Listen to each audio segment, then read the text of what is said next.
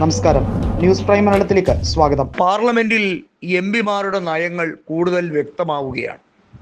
അതായത് കഴിഞ്ഞ ഒരു മാസത്തിനുള്ളിൽ രാഷ്ട്രീയ കോളിളക്കം പലയിടത്തായി സംഭവിക്കുകയാണ്.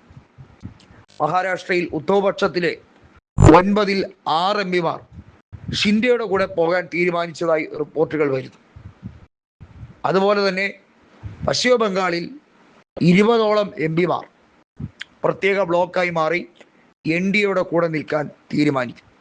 അവശേഷിക്കുന്ന എംപിമാർ കോൺഗ്രസിലേക്ക് ലയിക്കാനും തീരുമാനിക്കുന്നു. മഹുവ മൈത്രയും സൈനി ഘോഷും അടക്കം ഉള്ള എംപിമാരുടെ കാര്യമാണ് പറഞ്ഞു വരുന്നത്. അങ്ങനെ വിവിധ സംസ്ഥാനങ്ങളിൽ NDAയുടെ ഭാഗമായി ചേക്കേറുന്നവരും കോൺഗ്രസിൻ്റെ ഭാഗമായി കൂടുതൽ ശക്തമായി തീരുമാനം അറിയിക്കുന്നവരുടെ എണ്ണം കൂടിക്കൂടി വരികയാണ്. കോൺഗ്രസിൻ്റെ കൂടെ ചേരാൻ YSRും താല്പര്യപ്പെടുകയാണ്. YSR കോൺഗ്രസ് നേതാവായ ജഗൻമോഹൻ റെഡ്ഡിയും ഈ കാര്യം കൃത്യമായിട്ടുള്ള അഭിപ്രായം പറയുകയാണ്. അതായത് ഇനി കൂടുതൽ കോംപ്ലിക്കേറ്റഡ് ആവാൻ പോവുകയല്ല, മറിച്ച് വളരെ സിമ്പിളായി ഇന്ത്യൻ രാഷ്ട്രീയത്തിൽ 2 പാർട്ടികൾക്ക് കൂടുതൽ സ്വാധീനം എന്ന രീതിയിലേക്ക് മാറുകയാണ്. കോൺഗ്രസിൻ്റെ അംഗബലം വർദ്ധിക്കും, ഒപ്പം BJPയുടെ അംഗബലവും വർദ്ധിക്കുകയാണ്. അതായത് കോൺഗ്രസിലേക്ക് മെർജ് ചെയ്യാൻ തൃണമൂൽ കോൺഗ്രസിലെ അവശേഷിക്കുന്ന മമതയടക്കമുള്ളവർ താല്പര്യം പ്രകടിപ്പിക്കുന്നു.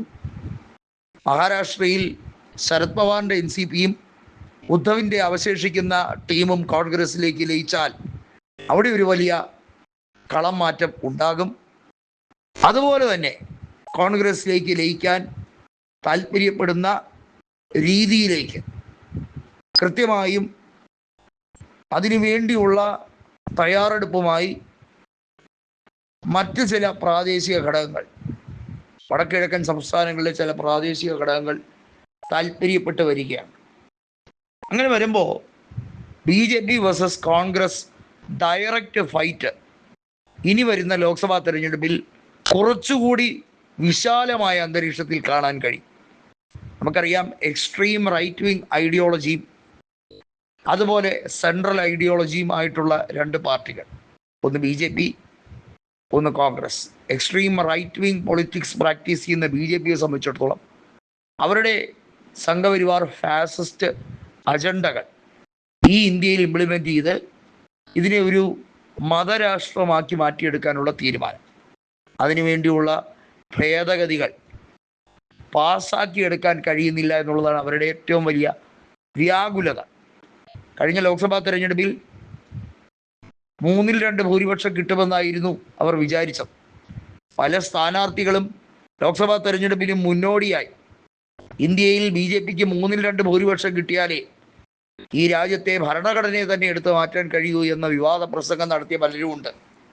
അത്തരത്തിൽ ഉള്ള ഏറ്റവും ഭയാനകമായ ഒരു അന്തരീക്ഷത്തിലേക്ക് രാജ്യത്തെ കൊണ്ടുപോകാൻ തന്നെയാണ് അവരുടെ ശ്രമമെങ്കിലും അതിനെ തടുത്തു നിർത്താൻ കൂടുതൽ ശക്തിയോടുകൂടി ഓരോ പൊളിറ്റിക്കൽ പാർട്ടിയും കോൺഗ്രസിൻ്റെ കൂടെ അണിനിരക്കാൻ ശ്രമിക്കുന്നവരുടെ ലിസ്റ്റ് ഓരോ ദിവസം കഴിയുമ്പോഴും കൂടിക്കൂടി വരികയാണ്.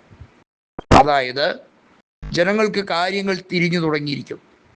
ഡീലിമിറ്റേഷൻ പദ്ധതി ദക്ഷിണേന്ത്യയിൽ സംസ്ഥാനങ്ങൾക്ക് എങ്ങനെ ദോഷമാകും, സെൻസസ് നടപടികൾ പൂർത്തീകരിക്കുമ്പോൾ ആനുകൂല്യങ്ങൾ ആർക്കൊക്കെ നഷ്ടമാകും, ഇതുൾപ്പെടെ സകലമാന കാര്യങ്ങൾ ഈ 3-2 ഭൂരിപക്ഷം എങ്ങനെ ദുരുപയോഗിക്കുമെന്നതുൾപ്പെടെ ഈ രാജ്യത്തെ ചർച്ചാ വിഷയമായി മാറിക്കഴിഞ്ഞിരിക്കുന്നു.